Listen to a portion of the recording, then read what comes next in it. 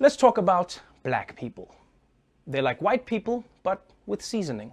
In America, black people have had a long history of getting the short end of the stick. From slavery to Jim Crow to the criminal justice system to the sunken place. But when it came to the coronavirus, it seemed like for once, black people were catching a break. A lot of these viruses we're immune to. Yeah. Because our skin is radiant and our skin comes from the sun. Mm-hmm.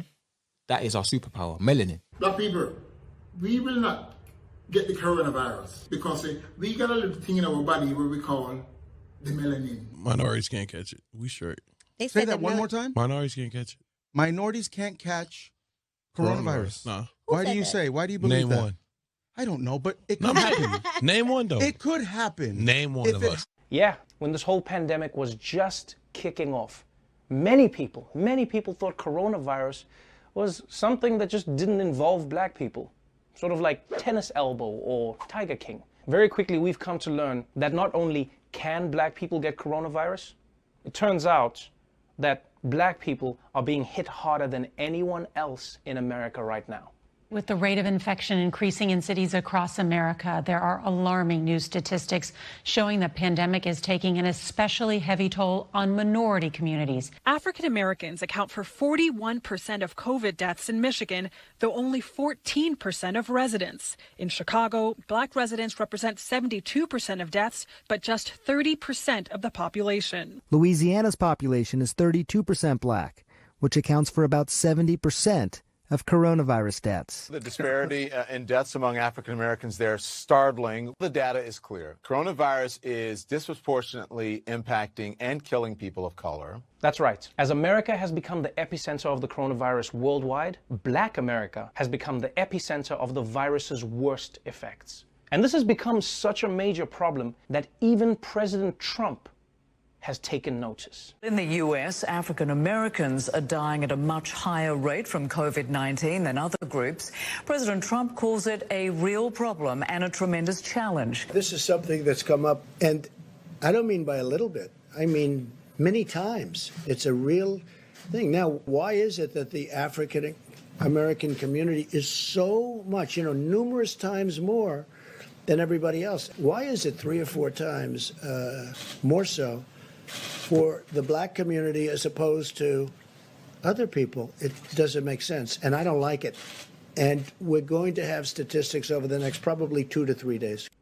It almost sounds like Trump is jealous that black people get coronavirus more than anyone else, just because of the way he said it. How come black people are getting it and not me? What do they have that I don't have? Is it swag? Is that what it is? Is it caused by swag? No, but look, obviously I'm joking. I'm totally joking, man. If anything, it's refreshing. It's honestly refreshing to see President Trump so concerned about the black community.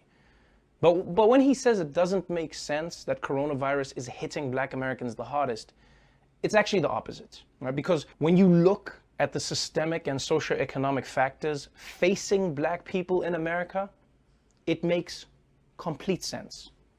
You see, overall, black people are less likely to have health insurance. Black people are more likely to have pre-existing conditions like asthma and diabetes, and those things make coronavirus more lethal.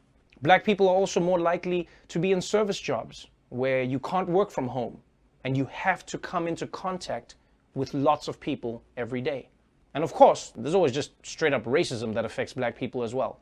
For example, one study has found that black people have been less likely to be offered a coronavirus test by their doctor, even if they're exhibiting the same symptoms as white patients. Yeah. So while almost every industry around the world is shut down, it looks like racism is still considered an essential service. And racism is even affecting whether or not black people can protect themselves and cover their faces when they go outside. Jody Armour is a law professor at USC Law School.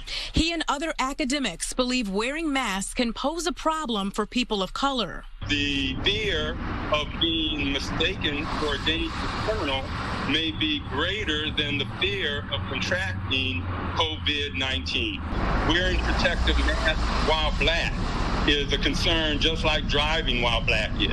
This officer right here behind us, he just followed us from outside, told us that we cannot wear masks. There's a presidential order, there's a state order, and he's following us right now to the store. We're being asked to leave for being safe. Come on, man, this is some bullshit. If black people don't wear a mask in public, what's gonna happen? People are gonna say they're endangering public health. But then if black people do wear masks, then they're treated like they're preparing for a mission in Red Dead Redemption or something. Like, what do you expect black people to do? At this point, the only safe way for black people to cover their faces in public is to try and disguise themselves as a white person. And I'm not talking about code switching. I'm talking about actually putting on a white person's face as your mask. Some people will be suspicious, but it'll work. Hey, you look white, but there's something off. Say something only a white person would say. I wish Kamala Harris was back in this race. Checks out. I'll see you at hockey practice, buddy. So look, the unfortunate truth is that the black community is being slammed by coronavirus right now. But in a way, it's not because there's anything special about coronavirus. It's because any widespread crisis in America is bound to hit the most vulnerable and disadvantaged groups the hardest. And yes, I know this is depressing, especially right now. I mean, you don't want to deal with coronavirus and racism at the same time. It's like two Marvel villains coming into one movie. We don't have enough heroes. What we do have is real-life black people showing how resilient they are. And one of the videos that gave me the most joy is this viral video of a group of black people throwing a social distancing block party that, I won't lie, brought me a little bit of joy.